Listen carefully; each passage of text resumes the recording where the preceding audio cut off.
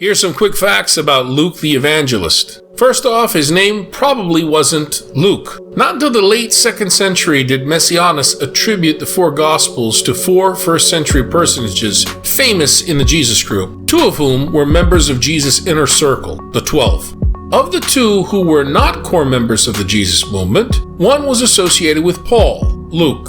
That was a dubious association in some ways, because not every Jesus group liked Paul in the 2nd century.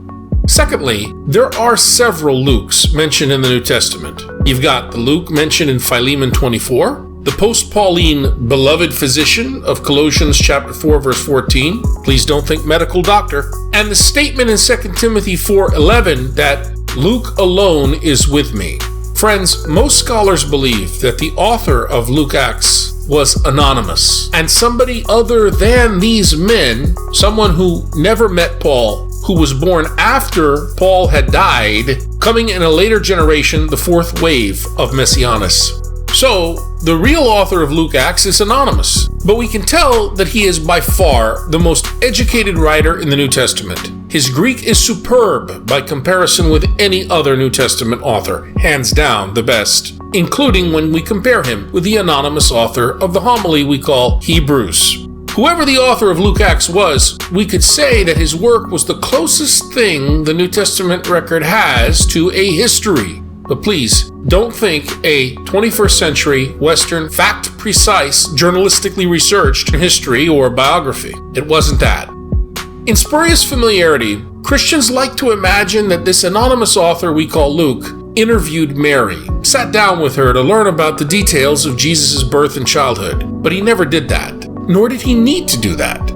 You see, this author was well trained as a schoolboy on how to write the story of a Mediterranean hero and how to invent his childhood account. If Hercules, the great hero, wrestled a fearsome serpent as an adult, you could better believe the child Hercules must have done the same. Same thing with the Mediterranean hero Jesus. If Jesus amazed his countrymen in the temple as an adult, well, then he must have done the same as a child.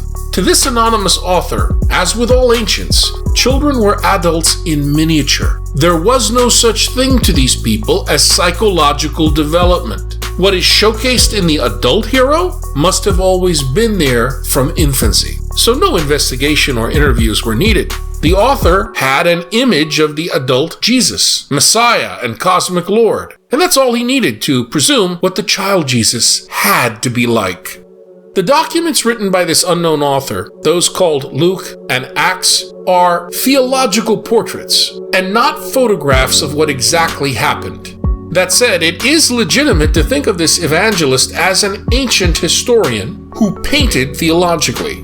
But it would be illegitimate to imagine him as a theologian, because no author in the New Testament can rightly be called a theologian. To view them as such would be anachronism, coming from a worldview that distinguishes natural from supernatural, the concrete immeasurable realm of humankind from the imperceptible realm of God.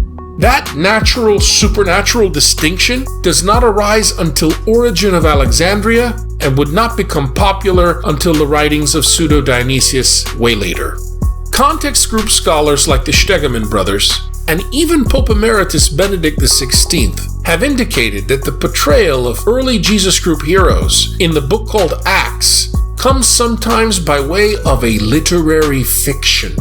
Can we compare this unknown author of Luke Acts to somebody from our own culture and time? Perhaps. Perhaps it would be James Carville. James Carville was a spin doctor who made Bill Clinton look very good. Or perhaps we might compare this unknown author to David Axelrod.